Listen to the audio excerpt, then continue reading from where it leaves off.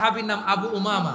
নামাজের ওয়াক্ত ছাড়া উনি মসজিদে যেয়ে বসে আছে। বিশ্বনবী বললেন, কিরে আবু উমামা, নামাজের তো ওয়াক্ত হয় নাই, মসজিদে কি?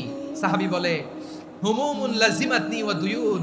নবী গো, ঋণের বোঝায় এমন টেনশনে আছি, ঘরে থাকতে পারলাম না, মসজিদে চলে আসছে। বিশ্বনবী বলেন, আমি কি তোমার এমন একটা দোয়া শিখাবো যেটা পড়লে আল্লাহ তাআলা তোমার ঋণের বোঝা হালকা করে দিবে? আবু উমামা বললেন, ইয়া রাসূলুল্লাহ, অবশ্যই শিখাবেন। বিশ্বনবী বললেন, তাহলে তুমি পড়বা, আল্লাহুম্মা ইন্নী আউযু বিকা মিনাল হাম্মি ওয়াল হাযান ওয়া আউযু বিকা মিনাল জুবনি ওয়াল বুখল ওয়া আউযু বিকা মিন গালাবাতিদ দাইনি ওয়া কাহরির রিজাল। ও আল্লাহ, তোমার কাছ থেকে দুশ্চিন্তা থেকে পানাহ চাই, কৃপণতা, ভীরুতা, অলসতা, কার্পণ্যতা, এই সব কিছু থেকে, মানুষের কঠোরতা, আমার উপর মানুষের আধিপত্য এবং ঋণের বোঝা থেকে পানাহ চাই।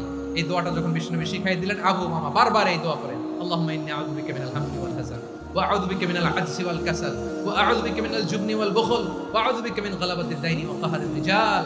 আবু উমামা বলে, এই দোয়া আমি পড়তে লাগলাম আর পড়তে লাগলাম। কিছুদিন পরে দেখা গেল বিষ্ণুনবীর শেখানো এই দোয়ার বদৌলতে আল্লাহ তাআলা আমার সব ঋণ পরিশোধের ব্যবস্থা করে দিয়েছেন।